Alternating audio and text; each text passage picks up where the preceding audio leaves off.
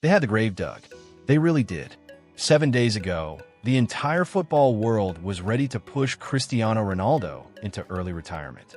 The talking heads on TV had their solemn monologues prepared. The internet was flooded with memes laughing at a 41-year-old superstar who looked like he belonged in a museum rather than leading Portugal's frontline. After a ghost-like, zero-shot performance against the Democratic Republic of Congo, the verdict was unanimous. He was a liability. He was ruining his own myth.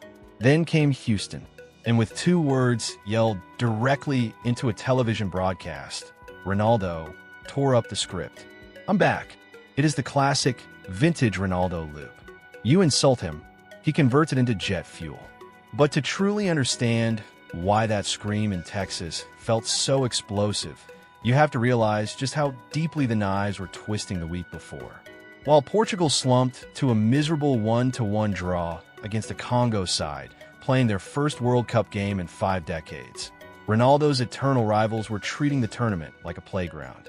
Lionel Messi was busy smashing a hat-trick against Algeria and breaking the all-time tournament scoring record against Austria. Kylian Mbappe was electrifying the pitch against Senegal. Erling Haaland was bagging braces on his debut. The global elite were delivering masterclasses, while the greatest goalscorer in history couldn't even get off the ground to challenge for a cross. 10 consecutive games at major tournaments without a goal. That was the stat the media used to hammer him. While he went dry, Messi scored 11 times in that same stretch. Critics in The Guardian openly questioned if the boy from Madeira was tarnishing his immortal legacy by trying to fight Father Time. The press didn't care about tactical breakdowns. They just wanted to know if Roberto Martinez had the guts to bench him. Ronaldo himself later admitted that the walls were closing in, confessing it felt like he had been forced into retirement while still wearing the shirt. He was a fallen giant, and the world was standing over him, laughing. When he walked out at the NRG Stadium on Tuesday, the pressure was suffocating. For minutes into the match, he got his feet tangled and completely butchered a wide-open chance. You could literally hear the collective groan from the fans. Here we go again. But the crowd didn't boo. They chanted louder. And 2 minutes later, the Predator awoke. João Cancelo whipped a sharp ball toward the near post. Ronaldo anticipated it perfectly, sliced through the space, and snapped his right foot around it. Net. 10 games of absolute torment vanished in a microsecond. Instead of running to the corner flag to soak in the praise, he sprinted straight to the bench, a loud, deliberate middle finger to the rumors of a fractured locker room.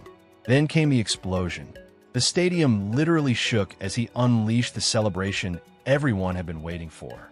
Before the halftime whistle could even blow, Bruno Fernandes sliced the Uzbekistan defense wide open. Ronaldo didn't take a touch. He met the ball perfectly on the bounce and guided a lethal, low strike into the far corner. It was a terrifying glimpse of his Real Madrid peak. The run, the demand for the ball, the ice-cold execution. Portugal walked away with a 5-0 win, but the real story was the history books. With that first strike, Ronaldo became the only human being, man or woman, to score in 6 different World Cups. 2006, 2010, 2014, 2018, 2022, and 2026. 2 decades of absolute relevance. It's a mountaintop Lionel Messi cannot stand on, thanks to his scoreless run in South Africa back in 2010. Ronaldo stands entirely alone. He surpassed Eusebio as Portugal's top World Cup marksman, and at 41, became the oldest outfield player to ever start a match in this competition. The media called him too ancient to play, so he set a record that literally requires you to be both ancient and brilliant at the exact same time. By the time he reached the mixed zone, the classic defiant arrogance was back. When asked about his message to the camera, he shrugged, just so they don't forget. He pointed out the exhausting cycle of his 23-year career. 1 bad game, and he's finished. Well, he said, this was a good response. When a reporter tried to drag Messi into the conversation, Ronaldo shut him down mid-sentence, demanded the next question, and walked off, tossing a dismissive arm over his shoulder. Even when backed into a corner, he refuses to give his rivals an inch of satisfaction. Now, let's keep it real.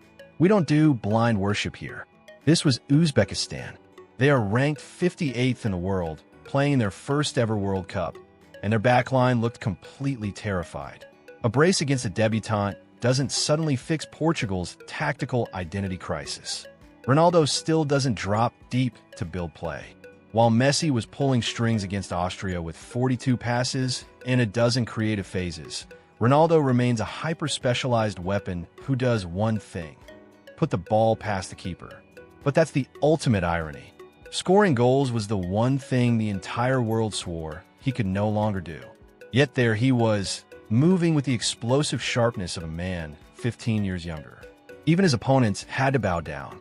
Uzbekistan manager Fabio Cannavaro stated this performance should humiliate anyone who mocked Ronaldo's move to Saudi Arabia, proving his hunger is unmatched. Roberto Martinez called him the perfect captain, a leader who absorbed a week of media bricks and answered with a historic double. So where do we stand? 1 week ago, the world treated Cristiano Ronaldo like a relic of a bygone era. His response wasn't a humble apology or a quiet ride into the sunset. It was a historic record, 2 brutal goals, and a flat refusal to let the media dictate his ending. Whether this is a genuine launchpad for Portugal or just a temporary feast against weak opposition, we'll find out soon enough. But for one night in Texas, the most criticized man in football reminded everyone exactly who he is. They wrote his obituaries, and he made them burn them on live television. What do you think? Is the comeback real, or was this just a field day against Uzbekistan? Drop your thoughts below, hit subscribe, and let's see where this chaotic World Cup journey goes next. See you in the next video.